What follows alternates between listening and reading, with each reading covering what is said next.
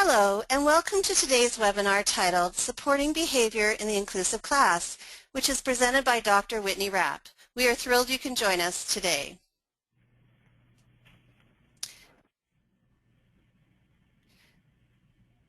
This webinar is the second of 3 webinars in our Inclusive Education webinar series, which features presentations from 3 outstanding experts in the field of inclusive education. My name is Nicole Erdix, and I'm one of your hosts for the show. I'm also the creator of the Inclusive Class, and I will be your moderator this series. Today's webinar is presented by Brooks Publishing Company, the Inclusive Class as well, which is a website that provides solutions and strategies for teaching all children in the inclusive class.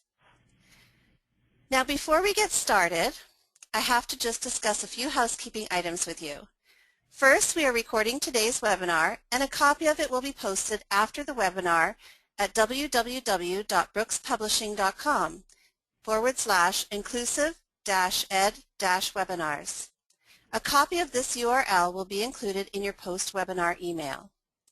Second, everyone who is attending today's webinar is automatically entered into a drawing to win a free copy of Whitney's books, Teaching Everyone, Introduction to Inclusive Education, and Universal Design for Learning in Action, 100 Ways to Teach All Learners. 3 winners will be selected and notified by email.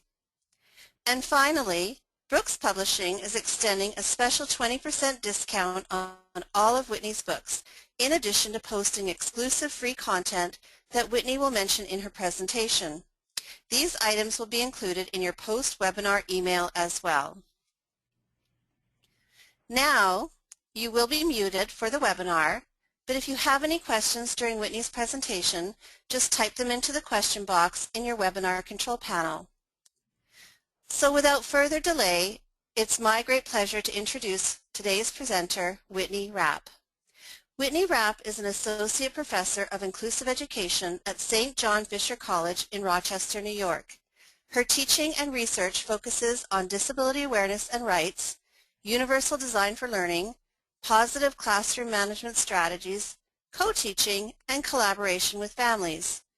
Whitney is the co-author of the textbook Teaching Everyone, Introduction to Inclusive Education, and the author of Universal Design for Learning in Action, 100 Ways to Teach All Learners. Welcome, Whitney, and we are looking forward to your presentation today. Thanks so much, Nicole. I'm really excited to be here and talk about this topic today. So my plan for today's webinar is to provide a brief theoretical foundation for supporting behavior in the inclusive classrooms, then share several specific supports and strategies that people can implement in their classrooms. All right. So the first thing I want to talk about is some foundational ideas. This really is the most important part. In order for any strategy to be effective at all, you must first have a strong foundation of valuing every student as a full citizen in your classroom. And by full citizen, I mean considering every student an asset to the classroom, even the student who displays challenging behaviors. A truly inclusive classroom welcomes every student for their individuality without shame or blame for the skills they are learning and developing. When I talk today about supporting behavior in the inclusive classroom, that's the context I'm using. An environment where each and every student is welcomed and valued for their individuality. An environment that embraces the fact that each student has skills to learn and develop, whether they're in the area of behavior or not. So looking at the slide here, the first foundational idea is that everyone needs support for behavior. Some need more support at times than others, but at some point, everyone needs guidance or modeling or learning opportunities and support for learning behavior in any given situation. Support for behavior is not a special education need. It is a classroom need. You as a teacher are supporting the behavior of all of your students all of the time. Just as academic instruction is differentiated for diverse students, so is support for behavior. You're not just doing it for some of the students in the classroom, those who might be classified with a disability or might be those who are receiving special ed services. The second foundational idea here is that behavior is communication. Every single behavior that students exhibit is communicating something. Sometimes it's clear, and sometimes it's not. Some students are able to accompany their behavior with verbalizations that express how they're feeling or what they're doing, and some students are not able to do that. So we as teachers have to figure out what the behavior is telling us. It might be positive or negative. So for example, a student who comes into the classroom, hands in her homework, says hello to her friends, and then sits down quietly to work on bell work is communicating that the morning routine works for her, she's comfortable, all her needs are met, and she's ready to start the day. On the other hand, if a student enters the classroom, heads straight to a desk, slumps in the seat with her backpack and coat still on, her hood up and her head on the desk, she's communicating a very different message. A couple of things to keep in mind here is, first off, a student never purposely acts inappropriately to make things hard on you or ruin your day. It's because he or she has a need that is not being met. And second, as a teacher, expect there to be challenging behavior in your classroom. You can plan on that happening pretty much every day. You can plan your lessons and try to plan for as much as you can, but unplanned things will always come up. If you expect that to happen, you can react in a frame of mind that sees it as a given and an opportunity to problem solve, rather than react in a frame of mind that views a student as ruining your otherwise perfect lesson. So once you know that those things are going to come up, you can act on your toes as much as possible because you've planned for things, but then you are going to accept and embrace the opportunity to say, oh, there it is, something came up, now I have to problem solve. The third foundational idea is that punishment does not work. Several sources, and many that I've listed at the end of the presentation and on the resources slides that we'll get to, speak to this. Punishing students for what is deemed inappropriate behavior is not effective. It might result in temporary compliance due to fear or avoidance of something aversive, but it will not result in long-term change to more appropriate behaviors. Punishment ignores the true purpose of the behavior, to communicate a need, and it makes students rely on authority figures to determine whether they are good or not, or appropriate or not. Now, when I said punishment, if you thought immediately of spanking or yelling, you're probably right on board with me with the idea that they're not effective. But I'm talking about all forms of punishment, including taking recess away, making a child go back to a seat while the rest of the class is gathered in a group, giving a demerit, moving a clothespin on the stoplight from green to yellow or yellow to red, canceling a field trip, giving extra homework, sending a student to the office, any of these. And really for the same reasons, rewards are not effective. Candy, points, popcorn parties, no homework pass. It's where many teachers really need to make a shift in their thinking. These things are so prevalent in the classrooms, we assume that they're best practice, but all the research is telling us that they're not. They send the wrong message about why we expect certain behaviors from students. They shift the focus away from the impact of students' behavior on others and the classroom community, and away from their self-management of behavior. What we want to do is show students that some behaviors build a community and facilitate everyone's learning, and some behaviors disrupt that. What we don't want to do is show students that the point of complying in certain ways is to earn a token or to avoid a punishment. And then lastly on this slide, it is important to respond to or support the root of the behavior, the need that the behavior is communicating, not just the surface that's coming out. Sometimes the root is that the student doesn't know what's expected of him or her. So the response is going to be to provide ways that the student can understand and remember that. Sometimes the student knows what is expected, but is unable to do it, perhaps due to a disability or another need. So the response to that would be to support their performance with particular strategies that match their need areas. And then sometimes the student knows what's expected and is able to perform it, but then they have a need that is greater, so they're not doing it. So that response is going to be to figure out what that other need is and to fulfill it so the student can use his or her knowledge and skills. Think back to the student who entered the classroom and slumped on the desk with her head down. If that happened because she didn't know that there was a morning routine, then one response might be to give her gentle reminders or walk through the routine or have a peer walk her through the routine. If she knew there was a routine but was unable to perform it for some reason, perhaps she couldn't remember what she was supposed to do in what order, one response might be to give her a visual reminder, a checklist. One good idea is to put a little checklist on a luggage tag and attach it to her backpack so she has the thing to look at when she comes into the morning to remember everything that she's supposed to do before she sits down. And then lastly, if she knows the routine and she can perform it, but she has some other need that kept her from doing it, perhaps she was upset because she was being teased in the hall before entering class, and that's what made her come in and slump right down on her desk. The reminders about the routine or the little luggage tag on her backpack are going to be completely ineffective, as would any form of punishment.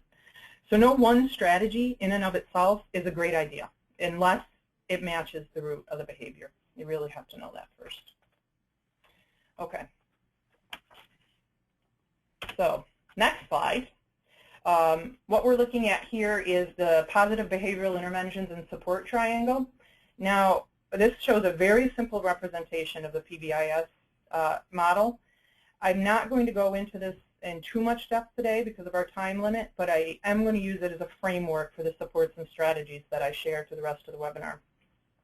At the end of the presentation, I've cited the Office of Special Education Programs site for PBIS, and if you're not already familiar with it, I really encourage you to explore it further. There's a lot of research on PBIS and more ideas for supports and strategies at each of the tiers. So the idea of this triangle is that the size of each tier represents the amount you will do each tier for your students. So for the most part, you're providing proactive supports for everybody in your classroom. Some of the time, you're going to need to respond to greater needs that students have with some moderate supports. And then there are times where you're going to need to respond to significant needs that a few students have with much more intensive supports. Also, the idea is that the more you do at the bottom of this triangle, the less you'll do in the middle of the top. Although keep in mind that all three levels of support are always needed to some extent and should be for the range of students' abilities and needs that we have in an inclusive classroom. Okay, so let's start with the bottom tier, proactive supports. These supports you're providing to all of your students all of the time. They include management strategies that apply to and impact everyone, such as the classroom routines and procedures, your arrangement of furniture, the organization of materials in your room, your academic policies, everything that you do to create a safe and predictable environment for your entire caseload of students. What's included in proactive supports are activities that build classroom community. Building a classroom community is important in establishing that strong foundation where all students feel valued and welcomed for who they are as individuals and how they enrich the classroom by being there. They help the students get to know each other. They help students get to know each other's strengths and weaknesses, and they feel comfortable talking about those. So everybody really is accepted as who they are as an individual. Another thing that you want to embed, or that is embedded in the proactive support tier, is the concept of universal design for learning. By providing multiple ways of engaging students in learning, providing multiple ways of teaching them new content, providing multiple ways for them to express what they've learned, and multiple ways to assess them on their progress in those areas, you are proactively supporting all students so that they can access all aspects of your classroom and be engaged in learning for a maximum amount of time as possible. The more they're able to do that, the more needs that you meet early on, and the less challenging, fewer challenging behaviors you're going to see arise because their needs are not being met. Another big idea embedded in this tier is culturally responsive teaching, which is understanding that each student is a complex being with unique needs, abilities, cultural experiences, and identities. It's essential that every student feel that all of that complexity is recognized and supported in the classroom. The responsive classroom and the website that I have here, this is an excellent resource that pulls these big ideas together and provides models for establishing classroom rules and policies with all of the ideas in mind that are supporting individual students with complex identities and needs. All right, let's look at some proactive supports. The first one I have here is class meetings. And there are really literally thousands of strategies and supports for proactive management. I have just a sampling here today to show you the variety of possibilities and provide a few sources where you can find a lot more. But this first one, class meetings, I think this is one of the most valuable routines to establish in any classroom. And I really mean every classroom. A lot of people equate it with the youngest kids, primary grades, but really all the way through elementary, middle school, and high school, class meetings can be used. You might not, in a high school setting where you have 40 minutes with the students for a period a day, you might not be able to do one every day that's going to take up 5 minutes of your time, but maybe once a week you do a 5 to 10 minute meeting. And as long as it's on a regular basis, it's going to have the same impact as a morning meeting as it would look like in a primary classroom. I do these at the college level. And I have my students for an hour and a half twice a week, or sometimes I have them in a 3-hour block once a week. And taking that 5 minutes or 10 minutes, if it's the larger block of time, to do an activity that brings them together. They can talk about something maybe that's coming up that's stressful, or they can just do a quick greeting around the circle so that they get to know each other a little bit more. This forms a cohesive group in my classroom right away. So I'm using it with adults, and it really is for all of the grade levels all the way along. Here's 2 excellent resources that provide the theory and research about the benefits of class meetings and the way to get them started. The first one is the Morning Meeting book by Roxanne Crete, and the second is Positive Discipline in the Classroom by Nelson Lawton Glenn. I've followed both formats and seen them both used in classrooms, and they were really well done. In a nutshell, a class meeting is a dedicated time for students to greet each other, share events, discuss issues, or solve a problem. They help establish a strong classroom community that increases feelings of belonging, empowerment, and capability. And the most essential thing to remember is that everyone is welcome to participate in the meeting every time. It's not a privilege that has to be earned or something that can be taken away. It's a right as a member of the classroom. The one mistake I see in classrooms again and again is when struggling students are asked to leave the meeting. If a student is having trouble sitting still or responding respectfully, he or she can be redirected, provided supports, provided modeling, but really should never be excluded from the meeting. What you want the meeting to show is that all students in the class belong to the community, even if they're still developing skills. But at the same time, respectful behavior toward each other is the goal.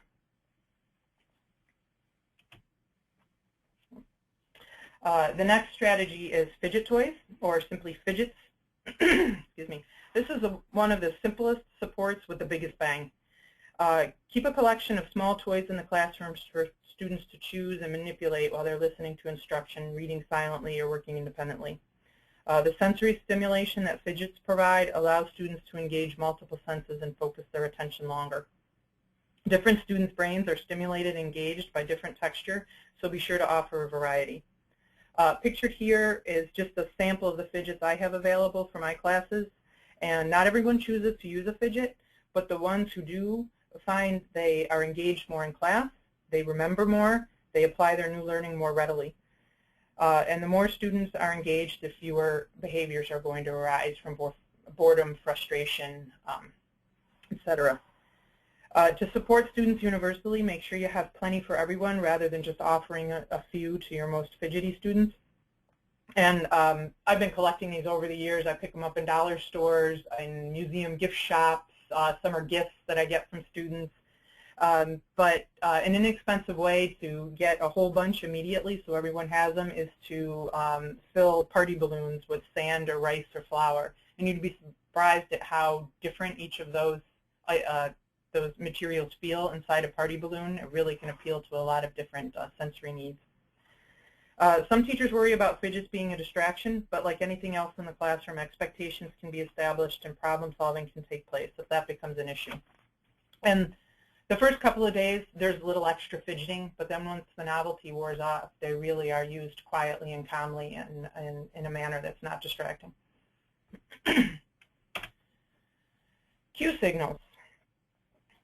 Some students have internal mechanisms that remind them when to make a transition, take a break, keep an eye on the time.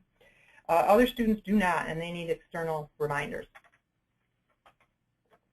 Cue signals can be used to support functional classroom routines, behavioral expectations, time management, and material management. The cues can be customized for individual students. For example, each student might have a cue taped to his or her desk, but the symbols on the cue card would be unique to whatever the student needed to remember. For one student, it might be eyeglasses. For another student, it might be their bus number. For another student, it might be to hand in homework. Or cues could be for the whole class. So if you have a desk map, a picture of a desk at the front of the class, and then you post icons, symbols on the desk map to show what items need to be out for the lesson and what items should be put away. So if you just have a piece of pencil and an icon of a pencil and an icon of a piece of paper on the desk map, students can see those are the only materials that they might need for a lesson. You're going to save a whole lot of time reminding students, making sure everybody knows what they have to have out, asking them to get it out, asking them to put away, etc. Whole group cues can also be auditory. You can strike different rhythms on a triangle or have different buzzers or something like that to cue different classroom routines. One might mean 5 minutes more to work, one might mean time to clean up, things like that. By using these cues, no one's singled out for having to be the one who often forgets, and it sends a message to all the students that reminders are helpful for everybody. A nook. A nook this is what I've always called them in my classrooms, nooks, but I've referred to many different things. But the idea of a nook is that it's a quiet place in the classroom that a student can choose to move to, whether they're working, reading, or simply taking a break when they're overwhelmed or stressed. Nooks should have comfortable seating, maybe pillows or carpet, and be private, but not closed off from the classroom. It's important that you can still see and supervise the students and that they can still be connected to what's happening in the rest of the classroom. The key here is that the nook is a choice. This is really important. It's what makes the difference between an out-of-the-way area of the classroom being a punitive timeout and an out-of-the-way area of the classroom being a proactive support. Some teachers have multiple nooks for multiple purposes. Maybe one's filled with working materials, paper, pencils, clipboards, books, so that it can be used as an alternative to a desk. Maybe one's a comfortable spot that's clear of everything except a beanbag and some fidgets, so it can be used as a spot to reduce stimulation and decompress. I've seen many variations in classrooms. The Think About It area, which was equipped with student journals so they could write out a problem they were experiencing.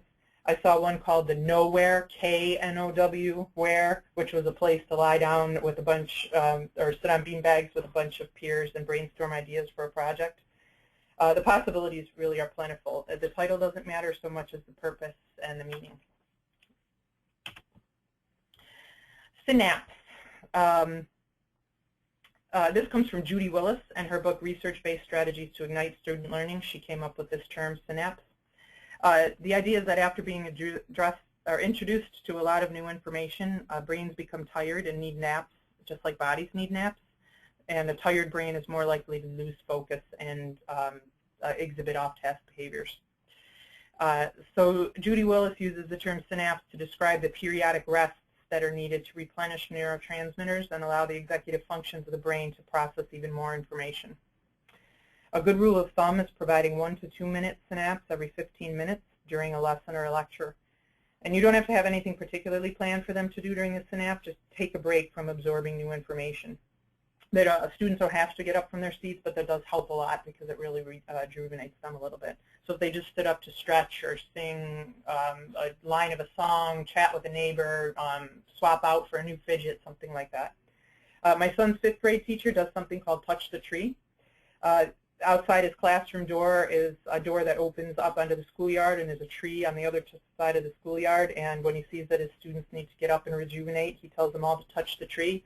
And he's found that it takes less than 3 minutes for the whole class to run, touch the tree, come back, and get in their seats, and they're ready for a whole lot more. The key here is to start up with a quick connection to the lesson before with what you were doing before the synapse. So just asking what was the last thing I said or where were we should do the trick. But you really need to connect before you keep moving. And then this really does cut down on behaviors that occur due to frustration, boredom, anxiety, or exhaustion, and it allows you to teach longer to a group of students with diverse attention spans. Choice. I really can't emphasize this enough. Choice is essential for inclusive, universally designed environments. Providing students with choice in many different aspects of the classroom supports the diverse abilities and needs in all areas: academic, social, emotional, behavioral, physical, sensory, communication, you name it. The opportunity to choose helps students reflect on their interests, their preferences, what works for them, what doesn't, what's challenging, what isn't. And this self-knowledge is part of building a self-efficacy and empowerment that is needed by all students. Whatever choices you're offering, they should have similar criteria and never water down expectations or standards of performance. There's just a couple of examples here for providing choice. The first one would be for in-class assignment. It's just something that I use all the time. I find myself saying this phrase all the time. If small groups are working on something and when it comes time for them to share out their group's thinking, they can draw it, write it, say it, or move it, act it out in a role play. The second one is homework. And the idea is that rather than assigning the same homework to every single student on a given night, provide a menu of ideas. So maybe you have a list of 10 possible assignments, all that will reach the goal or the performance standard that you want to see, but the students have to choose 7 of those by the end of 2 weeks' time. So that's the picture that's there with the ladder. It's a 7-rung ladder, so they have to climb up 7 steps of the ladder to show that they've mastered the concepts by the end of 2 weeks.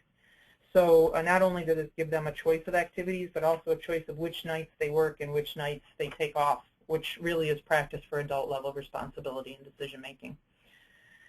There's so many other ways to offer choice in the classroom, too. Choice of seating, materials, group mates, technology. The empowerment that comes from making meaningful choices goes a long way in reducing behaviors that might stem from avoidance of a particular activity.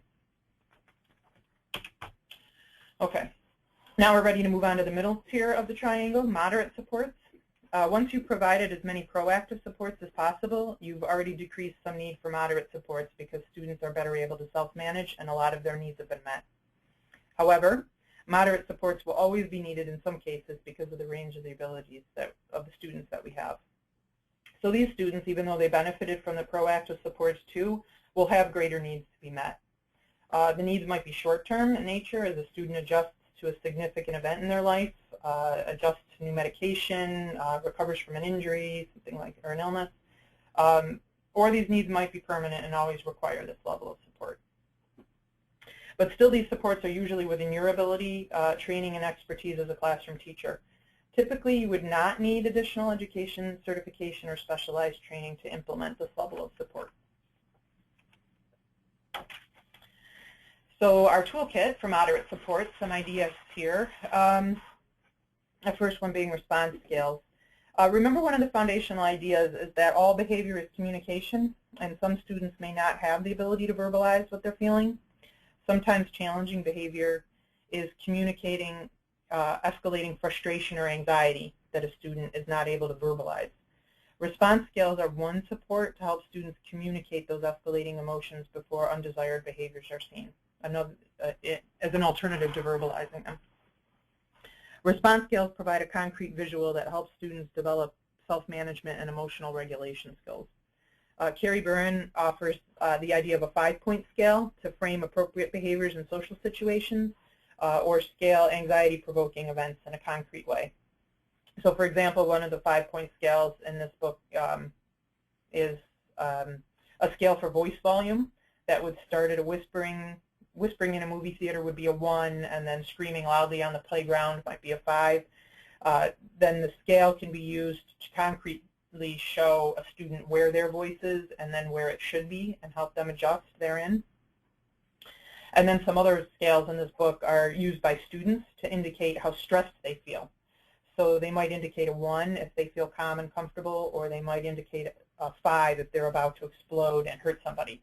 And then you would know if they're not able to verbalize that, and it's a way that they can quickly just point to where they are, get the support they need before a regretful behavior occurs. Other scales can be used to indicate how a student's doing during a lesson. You can take a quick class survey by holding up 1, 2, or 3 fingers to show how they're doing. 1, you understand everything and can continue at this pace. 2, you're doing okay, but you need to slow down a little. 3, you're missing things and you're getting confused. And then, by how many fingers, if you're seeing a lot of 2s and 3s, you know that you need to back up and slow down, review some things to relieve some building frustration. Another great idea that I saw from Tanny McGregor is using paint strips that you get from a hardware store that has they might have 3 or 4 shades of green on one strip, those little paint color samples, and have students light means they're doing okay, up to dark means they're more confused or more frustrated or something like that. It's another concrete way to provide everybody with a scale. Next one is pre-questions. Large group discussions can be difficult for some students if they have a difficult time processing what's being said by everyone or they're nervous about being called on. So one example that comes from Paula Kluth is to provide these students with discussion questions that will be asked, and provide those ahead of time before the lesson. It gives students time to formulate a response and think through a point they want to make. And when it's their turn in the discussion, they'll be better prepared to answer, or they can just read right off of a pre-made cue card. Over time, these students who were previously disengaged or acting out during large group discussions to avoid their turn will now feel more confident to participate. I love this one. The Social Slam book, another idea from Paula Kluth. This actually comes from Paula Kluth and Sheila Danaher's book, From Text Maps to Memory Caps. And there's a free excerpt of this strategy on the Brooks website. If you go to the Brooks site and you search under the book title and then click on the excerpt tab, you can bring this one up. Really, really creative idea. The idea here is to create a slam book for students who need advice from peers on social topics, such as making a new friend, solving a certain problem, coping with a stressor, for example, a low grade that they got on a project, or an insult that they heard from somebody. So first you would have the student who needs the advice, identify a few peers from whom they would be comfortable receiving advice, and then create a book for them. Use a binder, a composition notebook, a spiral, or make one from scratch, and write questions across the page depending on what that student might need help with. So for example, you might write, what do you do to calm down when you're feeling upset, across the top of the page. And then you would have those few friends that they identified, or peers that they feel comfortable hearing from, write down their responses. You can add those peers' photos with speech bubbles around their responses to add some visual support. But then if the student needed to think of something to do to help calm them down when they were stressed out, they could turn to that page, and then they've got, oh, this is what 3 of my peers would do, and I could try one of those. New pages can be added as new challenges arise, and it can also be an ebook if you were to upload the pictures and do it electronically. And social stories. A social story is a support that serves a very similar purpose as the SLAM book. Social stories are brief narratives that share accurate, meaningful information about a particular social situation that helps students understand what's happening, as well as understand appropriate behaviors for that situation. So it might be temporary, isolated events like a fire drill or a substitute teacher or a sleepover at a friend's house, or it could be something that's going to be long-term, birth of a new sibling, a move to a new house, transition to a new school, something like that. Carol Gray's book, pictured here, the New Social Story book, provides dozens of pre-written social stories and addresses how to create your own to meet students' individual needs. Benefits include increased social skills and decreased anxiety and challenging behaviors in unfamiliar situations. The social story that I've pictured here was written for a student who needed support with school assemblies, and this is how it goes. Going to school assemblies. Most of the time at school is spent in the classroom. Sometimes all of the children from all of the classrooms gather together in the gym for an assembly. Sometimes the assembly is a performance, like a play. Sometimes the assembly is for announcing and presenting awards. Sometimes the assembly is to learn about something new. At an assembly, it is important to sit quietly and still on the floor so everyone can enjoy the assembly. Lots of movement and noise are distracting to others. During the assembly, there are a lot of people there and the floor is hard. Sometimes the assembly is long and I might need a break. It is okay to ask my teacher for a bathroom break and get permission to leave. I should not leave without permission. My teacher should always know where I am. So it's something that is concrete and directly talks the student through a situation that might be stressful for them and cause some acting out behaviors so that they can feel more comfortable and know what to expect in that situation. All right, so that brings us to intensive supports. The last and smallest part of the triangle are supports that you'll provide to students with more significant needs. These are typically supports provided for the long term, and they require specialized training, education, certification beyond that of a classroom teacher. These supports are often provided by or in collaboration with the related service professionals, such as physical therapists, occupational therapists, speech-language pathologists.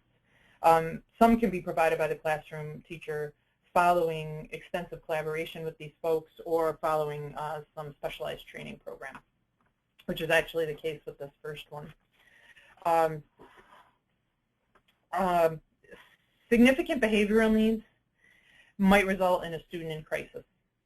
So the proactive things and the moderate support things that you've done, and the student is still having escalated emotions and exhibiting verbal expressions, swiftly escalating emotions, you're going to need an intensive support. But in these situations, restraining or secluding a student in a timeout room should be avoided at all costs.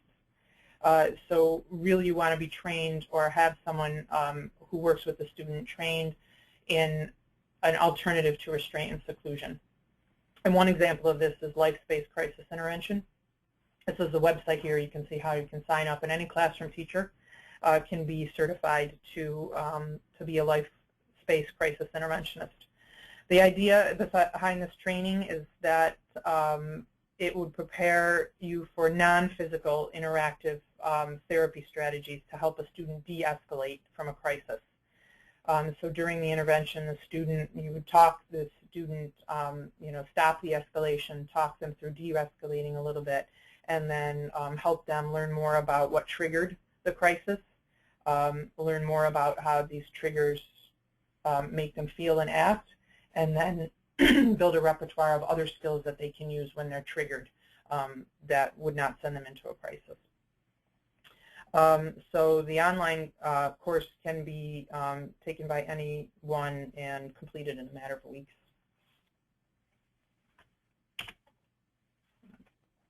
Another intensive support, I mentioned before that you might be collaborating with any related service professional. I pulled out occupational therapists here because there is so much that falls under the realm of occupational therapy that can help in an inclusive classroom.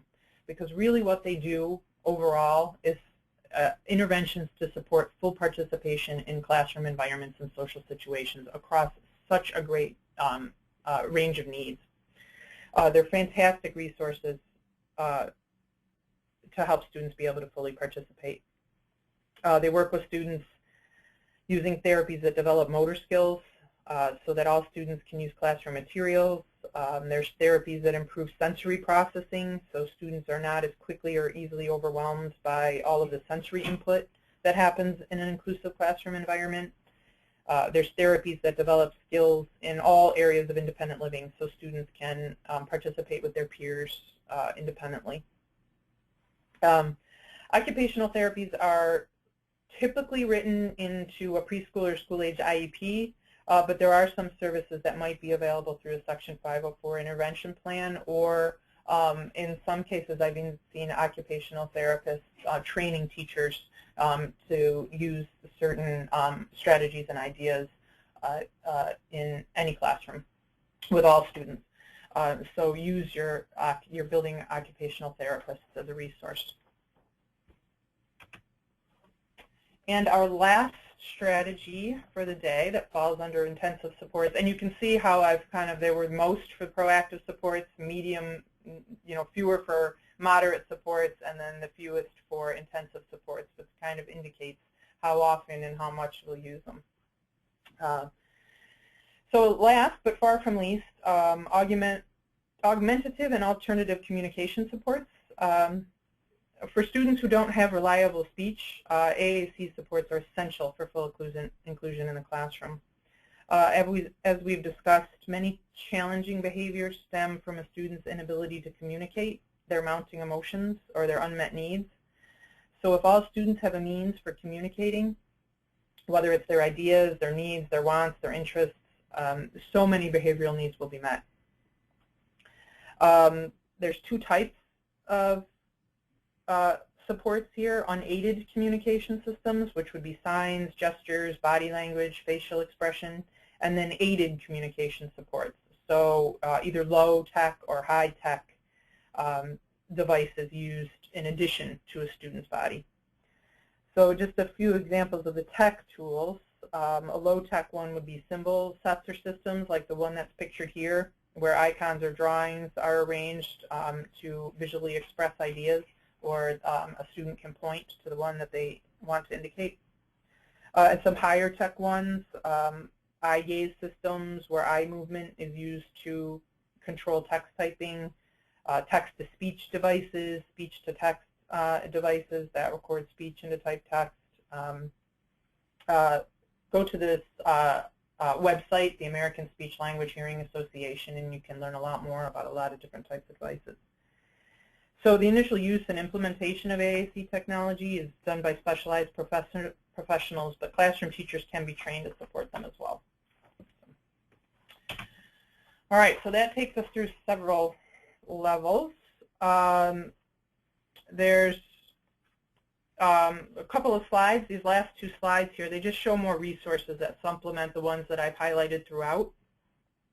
The first one listed here is Paula Cluth and Sheila Danaher's first book, From Tutor Scripts to Talking Sticks, and I already mentioned the second one that follows it, From Text Maps to Memory Caps. So with both these books, you'd have 200 ways to differentiate instruction in inclusive classrooms for all grades.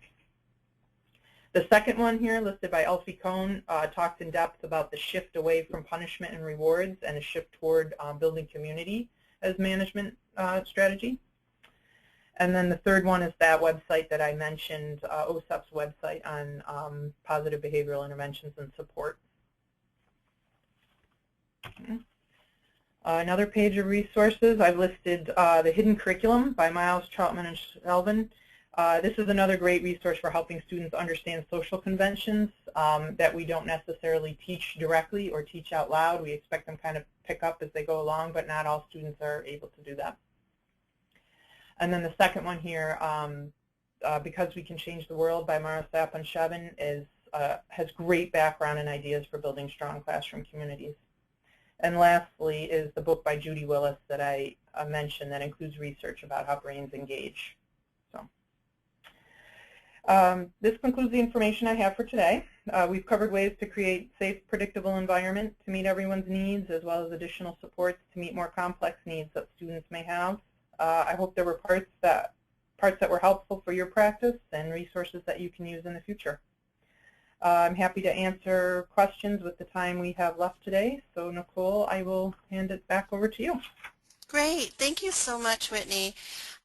Really appreciate the practical strategies and types of support that you provided for our listeners today. I know myself as a teacher, those are the kind of takeaways that we look for when we're working with kids in our classroom. We want to be able to take something and implement it, and you've given us so many different strategies to do that. So thank you, and a better understanding of behavior.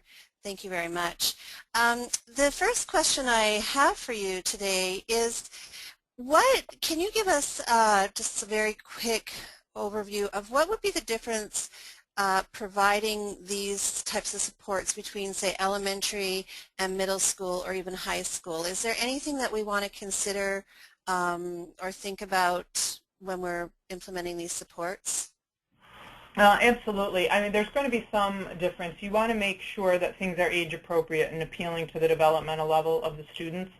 But that doesn't mean that there are strict guidelines to adhere to, that these are strategies only for younger kids or strategies for older kids. You want to think of the idea behind the strategy and why it's working.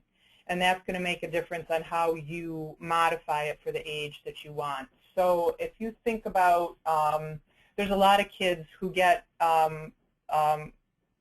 overwhelmed or start to feel very nervous and anxious in the classroom because of sensory needs that they might need to, and this can happen whether they're a preschooler all the way through adulthood. They need to feel comfortable, physically or sensory comfortable by touching different textures. So for a younger kid, that texture might be in the form of a stuffed animal, but for an older student, it might be in the clothes they wear or something that they keep in their pocket. But the idea behind it is that tactile sense that's calming should be provided in a way that the student feels comfortable. And it's important not to make an assumption about that. An older student might be comfortable hanging on to a small stuffed animal, and it might not be out of the ordinary in the context that they're in. Or so that might be an okay thing for a high school student to do, to have a little keychain stuffed animal or something. So talking to the student about perhaps something tactile will help you. What's a way that we can do it where you would feel comfortable? Is it something you want in your pocket? Is it something you'd like to hold on to? So, there's that adjustment to make, keeping in mind. But it's a lot of it has to do with talking to the individual and knowing what they're comfortable with. Great. So finding out what is age appropriate for them too, and developmentally appropriate. What do you suggest, and I know that I've had this issue before too, so this is a great question.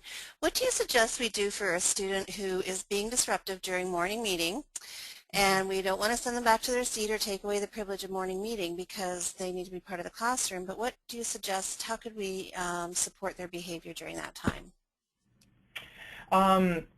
One of the things that I've seen that works best is proximity. That really is an age-old thing. So a teacher might move his or her position in the morning meeting circle and sit closer to that student.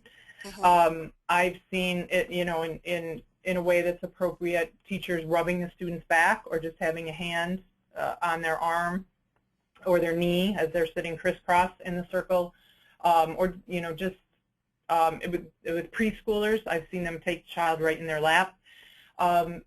That proximity can help. That it might need that they connect with somebody, or putting them by a peer that they feel comfortable with. If it's not the teacher's proximity, that's going to help. And one of the things that somebody said to me once is, okay, I've got a kid acting up in the circle, and that's the kid I'm going to let sit next to me and have that privileged spot. Isn't that rewarding, the acting out behavior? And this is where we really need to make a shift in our thinking. That student isn't being rewarded for acting out. That student is being supported because they have a skill that they are still developing. That student needed the support, whereas the rest of the kids in the circle did not at this given time. So if you have built a community in your classroom where your students trust you to provide a support when needed, and that you're going to let them be independent and go on their own when needed, they are going to be much more accepting about the fact that this student is going to get that quote-unquote privileged spot next to the teacher because they realize it's a support and not a reward. So that's the system you set up. That's what happens. I love that idea of reward as opposed to support. So I love that, that way to explain it and view it as that way. What about a child who, now you mentioned in the presentation how choice is important for kids and letting them feel in control of some of the choices in school. What about a child who's highly anxious when it comes to making choices? What other ways of including them and helping them in their day can you suggest if a child is really anxious about making a choice? That's a great question. Introduce it very, very slowly. Give them, start out with a choice of 2. And it might even be, it needs to be a meaningful choice. So, and it needs to be a real choice. And sometimes when we say, well, I'll give them a choice that, they can choose to do the homework or choose to take the 0. That's not really a real choice. They're not, you need to have choices on doing this homework. So you might say, with a student who's nervous about making a choice and isn't sure which one to pick. They're afraid they might pick the wrong one, or the choice that they've picked is going to be too hard for them or too difficult for them, or just there's so many choices in front of them, it's anxiety provoking. You can cut down the number of choices and always allow that, give them an out to say, okay, you've chosen that one, and if you decide it wasn't the right one, you can always switch back. So to let them know that it's not a permanent choice, that kind of that safety net is going to help relieve a little bit of the anxiety. And the other thing that I've done, I found that helps, is just say, now this is your choice, but if you'd like me to make a suggestion, I can get you started. Right. And then instead of saying, I think you should choose, say, I'm suggesting that you start with this one. How do you feel about that? So you're giving them that guidance that they really feel they still need, with that little bit of ownership over they still have to answer and make the final yes or no. So those scaffolded steps and starting small and practicing, lots of practice too, I find, making those choices as well. Now, this is also this is a comment that I definitely hear, more of a philosophical debate that many people have about behavior. And the person that is asking says, why aren't positive reinforcements a good idea? Because in life, we get a salary for good work, we get discounts for safe driving, there's all sorts of little rewards along the way. So why is it a bad idea to do that in the classroom setting and with kids? The positives in life are not a bad idea. The examples that I used in the webinar are things that we see very prevalent in classrooms that have kind of become removed from being a logical, natural consequence for something. And it really should be a very clear connection as to why that positive occurred after a negative. If we start to pair some things together that don't make sense, we start to send some wrong messages. So if you are on time for class every day of the week, you get a free homework pass. Now, what we said to that student is that if a no homework pass is a positive thing, then homework must be a negative thing. And if it's a negative thing, why are we assigning it? So we don't want to send those missed messages. But if a student shows up on time every day for class and you can get everybody started at once, that leaves a few minutes at the end where you might finish up your lesson a little bit early and they can chat or put the pen down or get out a book or put their earbuds in or whatever you are comfortable with in your classroom. And that's much more of a natural consequence. But you're not holding it over their incentive. Oh, you were a minute late. I'm taking away your earbud time. It's the way that you set it up. Oh, look, everybody got here on time today. Everybody encouraged, everybody to keep working hard. We ended up with 7 extra minutes before the bell rings. Use that time to your advantage. That is, and then helping students use that time wisely and safely, that's learning adult responsibility. Right. That really is what sets them up for those, the incentive for, or the discounts for safe driving is the same idea. Right. So the incentive is related to the behavior. So it's not something that's totally disconnected. Okay, great. And another, if I can just tack on there, and it's not something that the students can see a direct value in it themselves. They don't have to wait for the teacher to say, you did well, or this was okay. They're going to get it. Oh, I got here on time. I worked hard. I got all my stuff done, and I earned that for myself. Right. So, it kind of disconnects it from that power or authority figure. Whitney, we have time for one more question and answer before we wrap up, and that is, how do you handle a child who is unfortunately hitting other children in the class? I'm not sure under what circumstances, but we've just had a question come through saying, how do you handle it if your student is hitting other kids? Hitting is not okay. And to say that we're going to support all behavior or to support everyone in an inclusive class doesn't mean the same thing as saying any behavior is okay in an inclusive class. There's a couple different ways to look at this. Obviously, everyone needs to be safe and unhurt, either physically or verbally, emotionally in a classroom. So as the adults there, we have to make sure that that happens. So if you have a child that's hitting, they may need to be pulled aside. And the distinction to make here is that what I've heard a lot is if I have a child who's a hitter or a biter or a spitter, I can't have them in here in this classroom with the other kids because it's just not fair to them. But then if you think about, so where is that hitter or biter or spitter going to go?